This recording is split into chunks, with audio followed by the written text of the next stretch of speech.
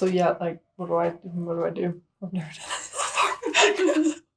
Just did you panic a little bit? Yeah. Hello, everybody, and welcome to Common Running Mistakes. My name is Dr. Cameron Garber, and we are here with a special guest, Laurie Murphy. So she is part of the team here at Body Smart. We love her. She helps bring you all of our videos and content and things like that. So thank you so much. Yeah. It's awesome. She happens to also be, aside from being a really awesome social media marketer, she is a collegiate runner at Weber State and is super fast when not injured.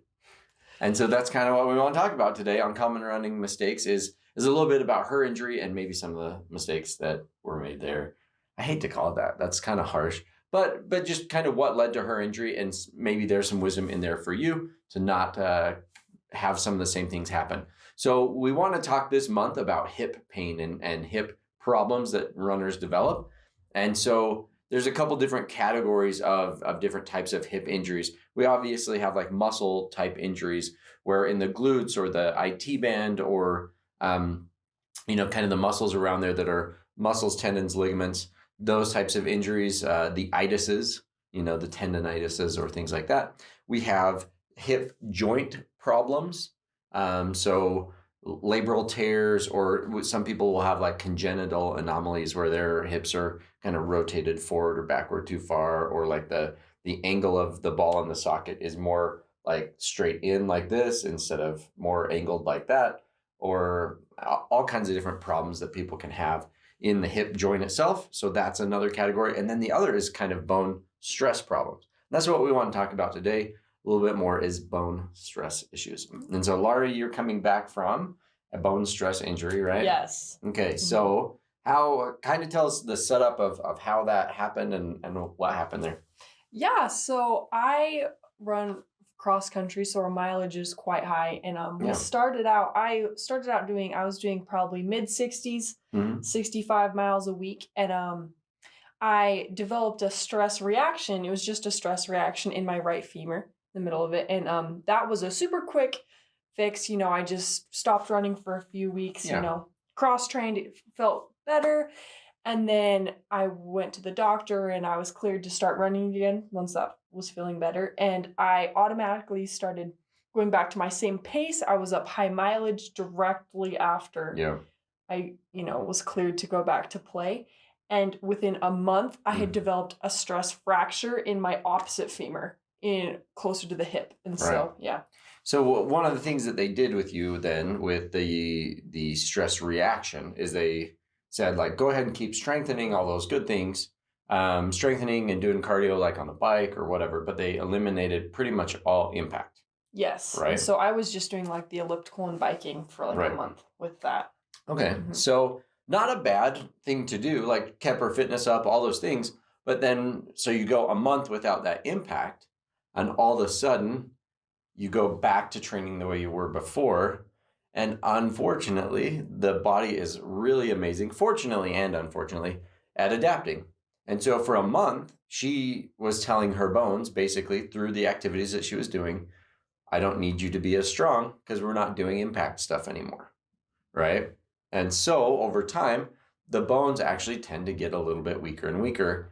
And then she went back to the same level of participation that she was doing before without any kind of gradual ramp back up. And the bones had said, oh, we kind of went on vacation for a little bit in terms of bone density and bone strength. And now you're requiring this level of stuff of us again. And so it didn't like that so much, apparently. Nope, it definitely did not. Yeah, so where was the fracture then? Or the stress fracture, I guess? Yeah, so the stress fracture, it was up by the neck of the femur, so up really close to the hip. So I was feeling a lot of that pain in the hip joint, in the hip area up there. Yeah. And sometimes that's a little difficult to really kind of suss out as a clinician. That can be tricky because where it's at, there's a bunch of muscle attachments. So it's if this is your femur, the shaft of your femur, the neck of the femur, and then the ball where it goes into the socket, right? On the neck of the femur here, there's a capsule that surrounds it. So it could be a capsular problem sometimes. And then all of the muscles of the hip all attach right at the kind of the transition from the shaft of the femur, I guess I'm showing the wrong side, the shaft of the femur into the neck, all of the muscles attach right along the top. We call it the greater trochanter. So many of the muscles of the hips and glutes and things like that attach into that greater trochanter, and that's where they pull on it. And so sometimes you might think, it's one of those muscles that's injured or something like that, or it's in the hip socket itself. So it's sometimes hard to differentiate that that's a femoral neck problem. And so that's tricky. Even when you get X-rays, oftentimes, did you have a set of X-rays first that they didn't diagnose it? They went straight to MRI. So good. Yeah, okay, they were good. able to find it pretty quick. Okay, that's good. So oftentimes, if you go into like your family practice doctor and stuff like that, so luckily they were with team physicians that kind of knew what to look for more. Often they'll do an X-ray and be like, "Oh, we don't see anything. You're good," because a stress fracture often won't pick up on an X-ray until it's started to heal and that fracture line has calcified. So you may not see it for 6 or 8 weeks. That thickening of that line on the fracture, and so like you'll go get an X-ray and you may not find anything, and so you're like, well, what's going on? I'll just kind of push through it and keep running, right? Yeah. So that's a problem. So I'm glad they found it quickly. Yes, I am as well. Yeah. And so now you've been out of running for a little while to allow that heal. How are you coming back this time around? This time I have definitely learned my lesson. I'm coming back a lot slower, very much more gradual increase of mile, and I'm running slow for probably the first time in like 10 years. I've actually like pulled back on the pace and trying to really just slowly let the speed come with time. Yeah. And just taking it one day at a time, very slowly, for sure. Which is awesome. So not that she can't run anymore. It wasn't a death sentence. It's not like her career in running is over. So that's something to take hope in and heart in, that you can return to running. And it takes some time, but you'll get there. And this time you'll get there with the bones, ready to go again, understanding that they need to be built up, and you'll be able to have a really successful career. And we're really excited to be able to follow that. So there is your common running mistake. It's coming back from injury too quickly.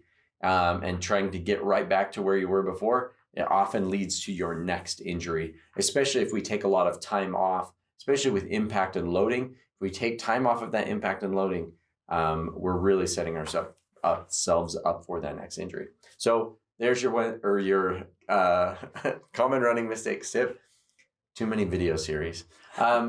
If you know somebody that's also experiencing hip pain or having any other type of running pain, definitely share this video with them so they can kind of understand what they need to do as they come back, and that they need to take it easy. Share this with them, but also like, follow, subscribe, all those good things for yourself so that you can catch our next video. We'll see you on the next one.